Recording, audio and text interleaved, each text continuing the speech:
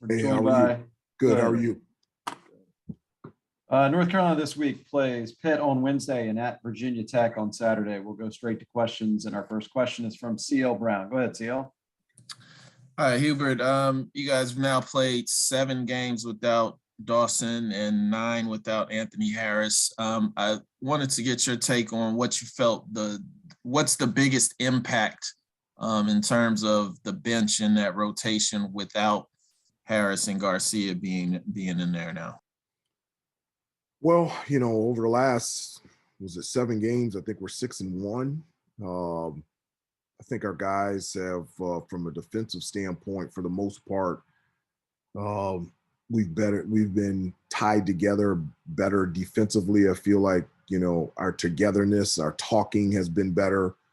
One of the things that I always feel like makes our defense better is when we don't turn the basketball over. I've said before that we've clearly identified our recipe for putting us in a position to be successful, and that's for us getting after it on the defensive end, us rebounding the basketball, and for us limiting turnovers. And when we do those 3 things, it really puts us in a good position whomever we play against.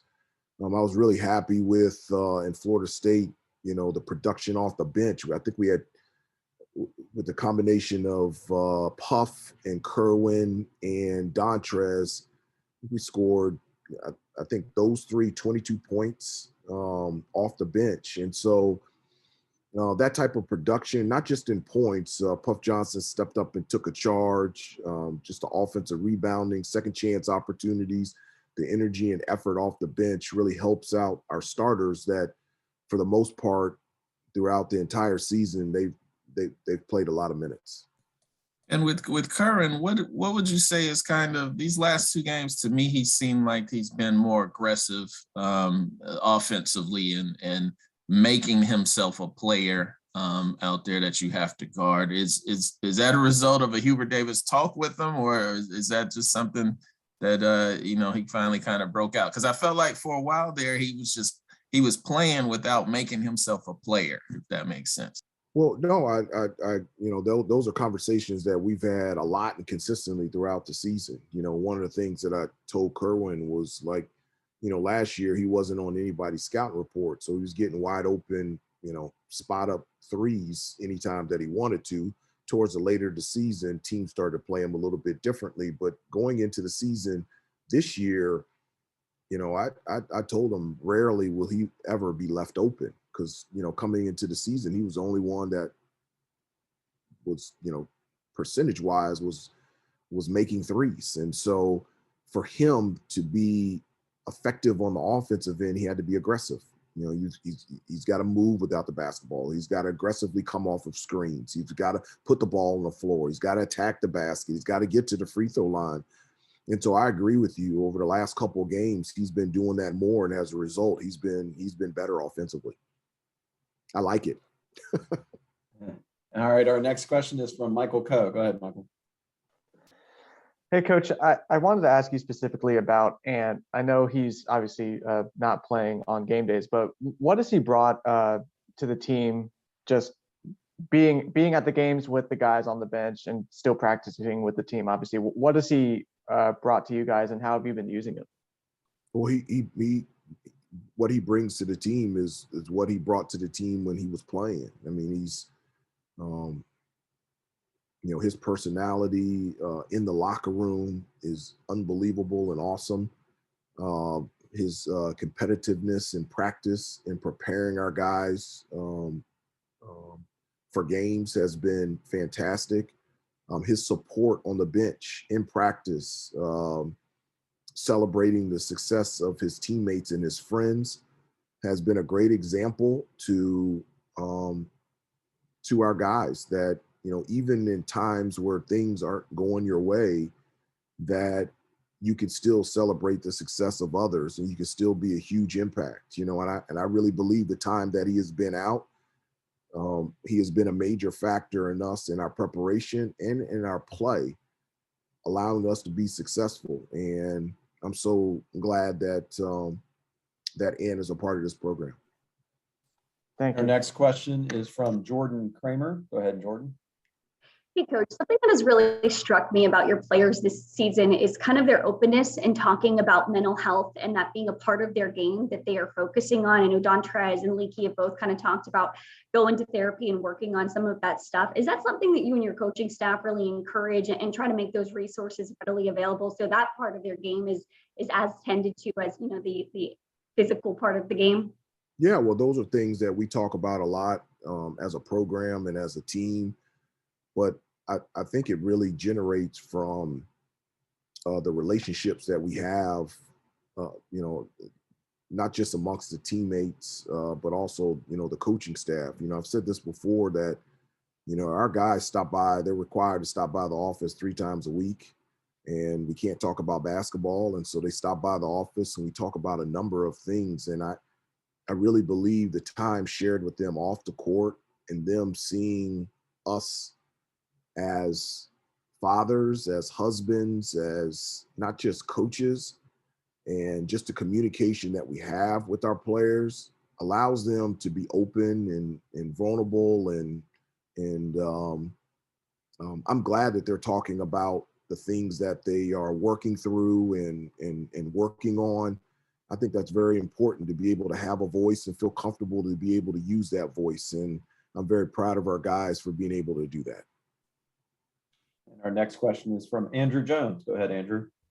Hey, Coach, going back to what CL was talking about with Kerwin, after games, since the press room's not open, we're actually doing our work at our work spot in the arena. And quite a few times I've seen Kerwin out there working, sometimes for even 2 hours afterward. He's had someone out there working with him on all kinds of ball things. He's not working on threes because we know he can hit threes. He's working on maybe the things that weren't as refined in his game.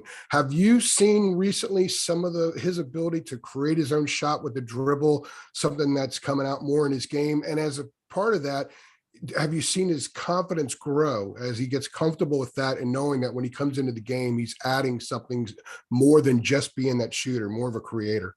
Well, one of the things that, you know, not only for Kerwin, but for everybody that I tell the players is, like, I want basketball players. I don't want specialists. I don't want 3-point specialists or defensive specialists or energy and effort specialists. I want basketball players. So in regards to, you know, the only difference between Kerwin and Armando is size. I want them to be able to handle the basketball, distribute, rebound, defend, shoot the ball, make threes, get to the free throw line, make energy and effort plays. And that's one of the things that consistently that I have told Kerwin is I don't look at him, nor do I want him to just be a shooter. I want him to be a basketball player. So, like, if your shot's not going in, what can you do to add benefit for our team to be successful out there on the floor? And, you know, with Kerwin's size as a wing player, I think he can be an excellent defensive player. I think he can distribute the basketball because he's a willing passer. I think he can handle the basketball. I think he can rebound. And those are things that I think can be a huge impact from a positive standpoint for our team, in addition to his ability to shoot the ball from the outside. And with respect to Dontrez, is there something specific in a basketball sense that he's done lately in practice that's earned him a spot in the first half of the last 2 games? And did he do enough in those stints on the court that you anticipate maybe first half part of the rotation is something you see from him moving forward? Well, Dontrez has been great all season. And, you know, it's always an adjustment for any freshman, you know, going from high school to college and especially playing at this level and just learning to the attention to detail and how every possession counts on both ends of the floor. The reason why, you know, Dontrez lately has gotten more playing time is because he's played really well at practice.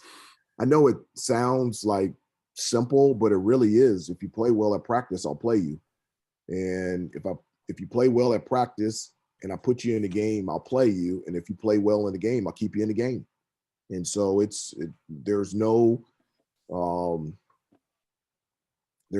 difficult formula other than that. You know, the guys that get on the court are the guys that practiced really well, and the guys that get the most minutes are the ones that play well when they're out there on the floor. And that's what Dontrez has been doing over the last couple of weeks. And I was really, really happy for him for how he played against Florida State. and we really needed it. His level of athleticism is something that that we don't have a lot of, and against Clemson and also against Florida State, he played extremely well. Thank you. All right, our next question is from Craig Meyer. Go ahead, Craig. Yeah, Hubert, I'm sure that you understood when you were first named head coach, the challenge, or I guess the difficulties of succeeding someone like a Roy Williams. But what have you encountered in your time as a head coach so far, if anything, that you couldn't have really prepared for, or I guess fully understood? Wow, that's a I don't know. I don't know really how to answer that. One of the things, people say, is there anything that's been something that you didn't expect? Is there been any challenges as a head coach? And there hasn't been any challenges, and there hasn't been necessarily any surprises. There has been differences. Obviously, there's a difference between making suggestions as an assistant coach and making decisions as a head coach. But this is the first time that I've had the spotlight on me in two different areas. Number one, with social media. When at my time in the NBA and when I was with ESPN, there was no Instagram, there was no Twitter, there was no TikToks, there were no camera phones, there was nothing like that. And then this is the first time where I've been in the limelight, where my family has been in it as well. So my career at, in the NBA, that's me.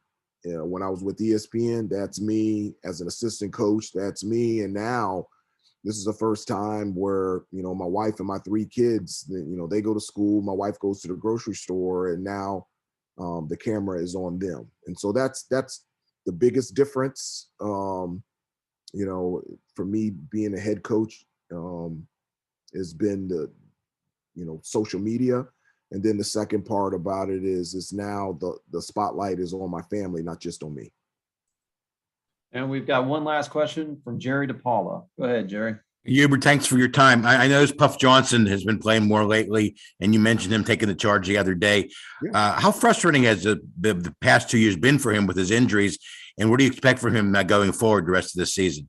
Well, Puff is, it's been hard for him. He's always wanted to be here at Carolina, has always wanted to be out there on the floor, and, physically just hadn't been able to do that because of injury over the last couple of years. And so it's been a fight. It's been a struggle. It's been hard at times to hang on to hope that he would get a chance and would get an opportunity. And I'm just so happy for him for continuing to fight and to work hard and to put himself in a position now that he's able to get out there on the floor. And, one of the many things that I love about Puff is he just plays hard. He's not weighed down by minutes or when you put him in, how you put him in. He just wants to be in. And every time he's been on the floor, he has done something that has positively helped the team, whether it's dive on the floor, take a charge,